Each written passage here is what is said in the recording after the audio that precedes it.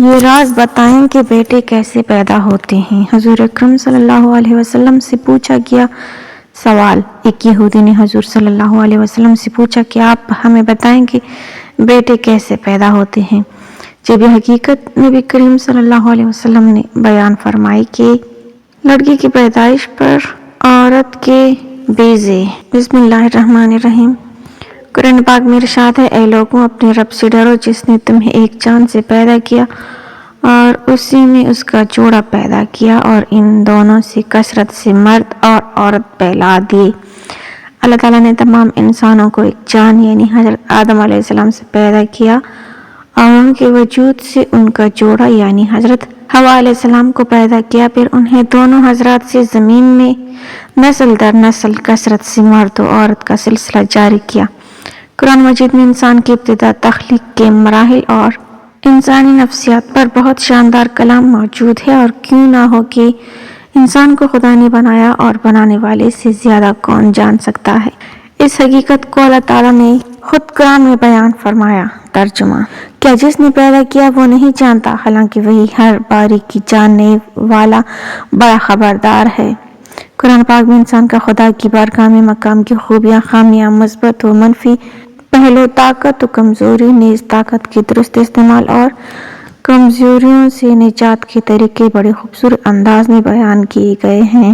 قرآن میں تفکر و تدبر کرنے والوں کے لیے یہ تحصیل بہت دلچسپی ہے اور مفید بھی۔ چنانچہ ارشاد باری تعالیٰ ہے، اور بے شک ہم نے اولاد آدم کو عزت دی اور انہیں خشکی اور تری میں سوار کیا اور ان کو ستری چیزوں سے رزق دیا اور انہیں اپنی بہت سی مخلوق پر بہت سی برتری دی۔ مراد یہ ہے کہ انسان کو عقل، علم، قوت، گویائی، پاکیزہ صورت، معتدل اور قدر و قامت عطا کیے گئے۔ ناظرین، جیسا کہ ہم سب جانتے ہیں، جوڑے آسمان پر بنائے جاتے ہیں اور ان کے ملاپ سے افزائش نسل ہوتی ہے۔ قرآن پاک میں ارشاد ہے کہ اللہ زمین اور آسمان کی بادشاہی کا مالک ہے۔ وہ جو چاہتا ہے پیدا کرتا ہے، جسے چاہتا ہے لڑکیاں دیتا ہے، جسے چاہتا ہے لڑکے دیتا ہے۔ لیکن آج کل کے دور میں بایولوجیکل سائنس بہت ترقی کر چکی ہے اور سائنسدان بہت زیادہ تجربے کر رہے ہیں، جس میں وہ لڑکے کے ساتھ جانوروں کا ملاپ کر رہے ہیں اور اس ملاپ سے وہ ایک نئی مخلوق کی تخلیق کر رہے ہیں۔ اسلام اور سائنس کو متصادم قرار دینے والوں نے یہ یقین کر رکھا ہے کہ اسلام حقیقی رخ کی طرف اشارہ کرتا ہے اور انہیں کھل کر بیان لوگ فضول مرض میں گرفتار ہیں۔ ان کی کوتاہی اور تنگ نظری اسلام کو سمجھنے نہیں دیتی۔ اللہ جسے چاہے بیٹیاں دے، جسے چاہے بیٹے دے۔ اس میں میڈیکل سائنس پر یقین رکھنے والے یہ نہیں مانتے کہ میڈیکل سائنس نے تو پر زیادہ تفصیل بیان کر رکھی ہے کہ اس پر کسی کو قدرت حاصل نہیں، بلکہ یہی نظریہ 1400 سال پہلے رسول اللہ صلی اللہ علیہ وسلم نے بھی کھل کر بیان کیا تھا۔ یہ واقعہ سائنسی تحقیق سے بہت پہلے کا ہے کہ جب بچوں کے پیدائش کو جانچنے کے لیے کوئی لیبارٹری موجود نہیں تھی۔ اللہ تعالیٰ نے اپنے پیارے نبی حضور اکرم صلی اللہ علیہ وسلم کو دنیا اور آخرت کی ہر چیز کے بارے میں پہلے ہی بتا دیا تھا۔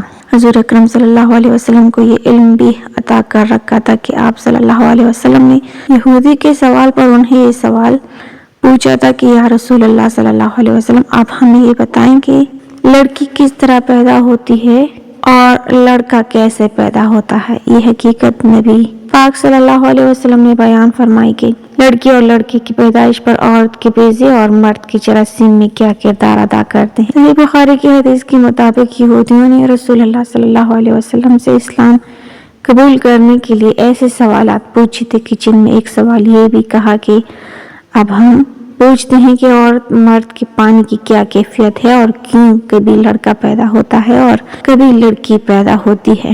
آپ صلی اللہ علیہ وسلم نے ارشاد فرمایا، سنو، مرد کا پانی گاڑھا اور سفید ہوتا ہے اور عورت کا پانی پتلا اور زردی مائل ہوتا ہے۔ جو بھی غالب آ جائے اس کے مطابق پیدائش ہوتی ہے۔ جب مرد کا پانی عورت کے پانی پر غالب آ جائے تو حکم الہی سے اولاد نرینہ پیدا ہوتی ہے، اور جب عورت کا پانی مرد پر غالب آ جائے تو حکم الہی سے لڑکی پیدا ہوتی ہے۔ یہ جو آپ سنتے ہیں، یہودیوں کے سردار نے اسلام قبول کر لیا تھا۔